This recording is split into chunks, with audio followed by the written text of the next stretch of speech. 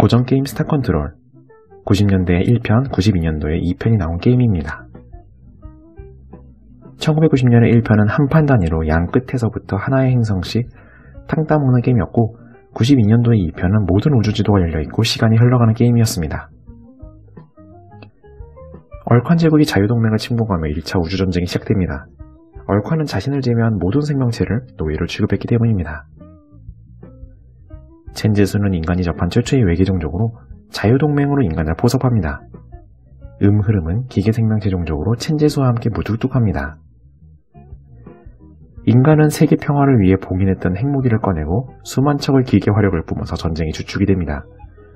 하지만 중립이었던 안드로신스 벅스를 적으로 돌려 주력을 헛되이 소모해버립니다.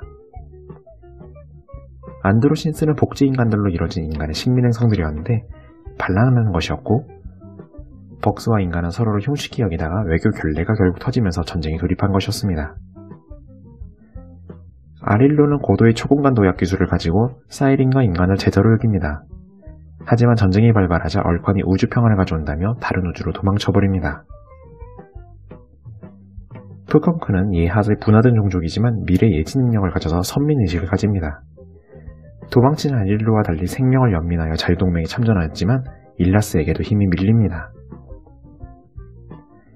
예핫은 인간이 밀리자 전쟁이 다음 주축이 되었고 전쟁 기술은 앞섰지만 정치가 중세시대였습니다. 호전적인 제자종족 쇼픽시티가 태양계를 여러 개 잡복시켜서 일대의 기회를 주지만 정치가 중세시대로 혼란을 겪다 보니 그 기회를 놓치게 됩니다. 마이코는 포자형 종족으로 사이린은 모행성을 파괴시켜 전쟁에 공을 세웁니다. 스파티는 소심해서 얼칸에게 바로 항복하지만 전쟁에도 소극적으로 참여합니다.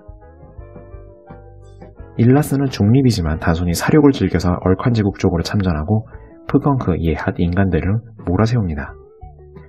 음가는 아릴로가 도망치고 첸제스 음운음이 패배한 행성계들을 잠식합니다. 이처럼 충분히 이길 수 있었던 1차 전쟁이 여러 사연들로 인해 패배하게 됩니다. 2차 전쟁은 벨라 성계에서 전쟁과 단절되어 있던 인간 연구팀으로부터 시작됩니다.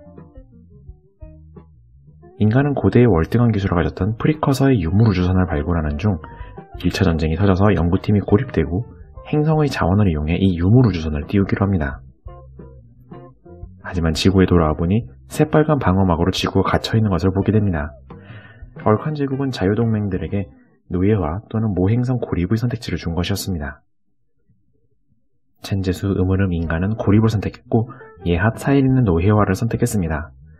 아릴로는 다른 우주로 도망쳐 있고 쇼픽시티는 멸망했고 프컹크도 망해가던 상황이었습니다. 그런데 얼칸에서 온건한 편이었던 크잘자가 1차 전쟁에서 전력을 크게 잃자 급진적인 파인 코르아가 점차 커져서 모든 생명체가 절체절명의 위기에 놓이게 됩니다. 주인공은 우선 지구 궤도의 스타베이스를 방문해 이들에게 연료를 나눠주고 태양계를 감시하던 일라스를 물리쳐 신뢰를 얻고 스타베이스를 본부로 삼습니다.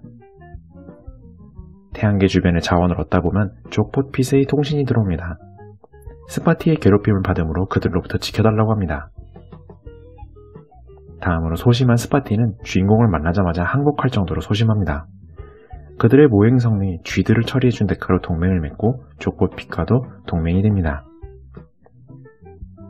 이 무렵 상인 종족 멜로메가 지구와 가까운 알파 센타우리계를 방문해 통신해옵니다. 유용한 정보와 기술들을 비싸게 판매합니다. 또한 족보핏의 정보대로 생겼다 사라졌다 하는 행성을 방문하면 아릴로가 인간에게 친분을 보이며 먼 거리를 이동하는 포털 생성기를 선물합니다. 족보핏은 얼칸이 침공하여 주인공을 애타게 찾아 생존하지만 스파티는 동맹이고 뭐고 얼칸에게 다시 바로 항복하여 모행성 고립을 선택합니다. 스파티는 일말의 미안함에 초전파 송출기를 선물로 남겨두고 이 장치로 주인공은 상인 멜로메를 언제든 부를 수 있게 됩니다. 주인공은 멜로메로부터 얻은 정보인 예핫, 쇼픽시티와 얼칸의 최후 전투지를 방문해보기로 합니다. 마지막 생존자 남성 쇼픽시티를 발견하고 동료로 영입합니다. 이곳에 온 김에 벅스를 방문하지만 인간과는 역시 비우호적이라 동맹을 거부합니다. 벅스는 대신에 타 종족도 좋아하는 변태 잭스 제독을 소개해줍니다. 잭스 제독이 소장하던 여성 쇼핑시티를 구해내고 쇼픽시티는 엄청난 번식력으로 든든한 승무원들을 계속 만들어내기 시작합니다. 다음으로 족보핏에게도 계속 찾아오고 늘어나는 붉은 우주선들을 추적해봅니다. 슬라이랜드로의 탐사선이 자기 복제를 위해 외계함선들을 재료로 인식했던 것입니다. 슬라이랜드로는 사과하고 자신들의 탐사선을 일관 자폭시킵니다. 슬라이랜드로는 고대 종족 중 하나지만 수만 년간 고립해 물정이 어두웠던 것입니다. 가까운 스라데시를 방문하면 호전적이고 힘앞에 꿇는 스타일이지만 스토리 진행을 위해 주인공이 그들의 성물을 훔치면서 적으로 계속 남게 됩니다. 스라데시와의 계속될 싸움은 귀찮으므로 스파티가 줬던 초전파 송출기를 이용해 일라스의 신인 양 행세하여 주인공은 두 종족을 싸움 붙입니다. 일라스의 공격에서 살아남게 된 프컹크는 미래를 본 뒤 빈 비중계를 주인공에게 선물합니다. 이에 핫은 주인공이 데려온 쇼픽시티를 보고 명예를 부끄러이 여겨서 동맹에 재참여합니다. 이에 핫은 얼칸의 노예로 있으면서 알게 된 그들의 프리커서 함선 사마트라를 알려줍니다. 이를 이기려면 행성철거 폭탄이 필요하고 오트위그라는 종족이 갖고 있음을 알게 됩니다. 프컹크는 이에 핫이 얼칸의 노예에서 풀려남을 알게 되자 찾아가기로 합니다. 오랜 세월 분화되었던 종족의 상처를 치유할 때라고 합니다. 오트위글은 프리커서가 남기는 행성철거 폭탄을 관리하던 종족이었지만 드루지라는 상인 종족이 판 울트론이라는 유물이 부서진 이래 종족 전체가 슬픔에 빠져 있었습니다. 이웃 종족 수폭스는 수리를 위해 유물들이 필요하다고 하고 멜로메가 판매하는 정보에 의하면 빈 비중계, 헬릭스, 구체가 있으면 이 울트론을 복구시킬 수 있다고 합니다. 앞의 둘은 이미 구했으니 드루지를 방문해보면 대가로 노예를 원합니다. 옆 행성에서 드루지가 얼칸이 쳐들어올 때 대신 멸망하도록 유도한 전파 송출기를 줍습니다. 노예를 친해 이 전파 송출기와 구체를 물물 교환하여 유물을 정상화하자 우트위그는 기뻐하면서 행성철거 폭탄을 건네줍니다. 스폭스와 우트위그는 함께 동맹에 참전하여 얼칸을 향해 돌격하고 얼칸 내전은 12개월 더 연장되게 됩니다.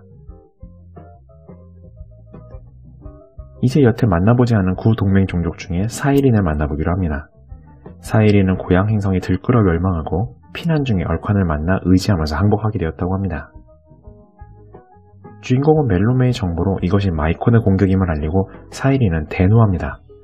주인공이 얼칸이 숨겨 봉쇄해놓은 함선들도 되찾아주자 주인공과 사랑을 나눕니다. 사이린은 마이콘들이 선호하는 지구형 행성으로 이들을 유인한 뒤 몰살시켜서 복수합니다. 빈털터리가 된 마이콘 행성 중에서 주인공은 태양광 발생 장치를 갖게 되고 이제 아릴로가 말했던 음가에게 맡겨둔 애완동물을 만나보러 가기로 합니다. 알고 보니 이 애완동물이라는 것은 정신지배를 할 수 있던 드냐리였고 단 한 마리가 음가 종족 전체를 장악합니다. 드냐리는 주인공에게도 죽으러 가라고 정신지배를 하고 주인공은 바로 얼칸에게 다가갑니다. 얼칸은 드냐리가 돌아왔다는 소식에 주인공을 기꺼이 살려주기까지 하며 내전을 중단합니다. 주인공은 멜로메의 정보를 통해 정신지배 면역장치를 찾아 오즈를 찾아갑니다. 안드로시니스는 아릴로의 항성이동을 모사하다가 타 우주의 오즈를 불러내 멸망한 것이었습니다. 오즈는 고차원의 존재들이 3차원에 뻗은 촉수라고 스스로를 소개하며 순순히 행성탐사를 허락해주어 주인공은 면역장치를 갖게 됩니다. 드냐리는 쉽게 항복하며 자신이 얼칸을 상대할 강력한 무기니 동행하겠다고 합니다. 음가는 정신집에서 풀어준 주인공에게 감사하지만 동맹엔 참여하지 않겠다고 합니다. 마지막으로 구동맹의 리더였던 첸지수 음흐름이 함께 갇힌 행성으로 갑니다. 노예 장막에 갇힌 행성이지만 초중파 성출기로 그들과 교신할 수 있게 됩니다. 그들은 얼칸을 이길 하나의 종족으로 융합 중이었으나 35년은 걸릴 예정이었습니다. 주인공은 태양광 발생 장치를 주어서 단숨에 그들을 쉬무르로 융합 및 해방시킵니다. 쉬무르는 막강한 기술력으로 무한한 자원과 함대를 제공합니다. 또한 행성 철거 폭탄을 얼칸의 사마트라에 붙일 수 있도록 함선을 개조시켜줍니다. 수천 년 전 지성종족 공동체에 속했던 얼칸은 드냐리를 조우하고 지배당하게 됩니다. 드냐리는 얼칸을 이용해 당대의 모든 지성종족을 없앱니다. 드냐리는 얼칸을 지적 인텔리 노동자 군인으로 분화시킵니다. 수천 년이 지나 드냐리가 통제가 귀찮아지자 가끔씩 얼칸에게 자유의지가 주어집니다. 그중 한 얼칸 크잘자가 몸에 고통을 가하면 드냐리의 지배가 풀리는 것을 발견합니다. 얼칸은 끝없는 고통의 임플란트를 뇌에 박아가며 수십 년 싸워 드냐리를 모두 잡습니다. 녹색 얼칸들은 크잘자의 희생을 기려 그의 이름을 종족 이름으로 합니다. 또한 자신들이 당했듯 드냐리들의 유전자를 난도질해 멍청한 통역폐수로 만듭니다. 오랫동안 자유를 빼앗겼기에 다른 지성 종족이 있는 한 언제든 지배당할 것이라는 공포에 휩싸여서 다른 종족들을 노예화하자는 크잘자와 말살하자는 코르아로 나뉘게 된 것이었습니다.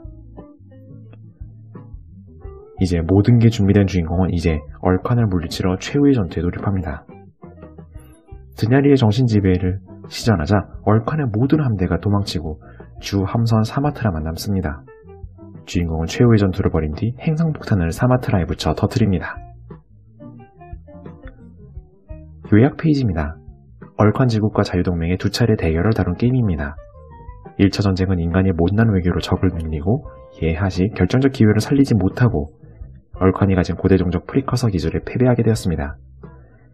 2차 전쟁에 인간은 구 동맹을 재규합하고 맞서서 프리커서 유물들을 발굴하고 얼칸이 두려워하는 드냐리도 이용해서 승리하였습니다.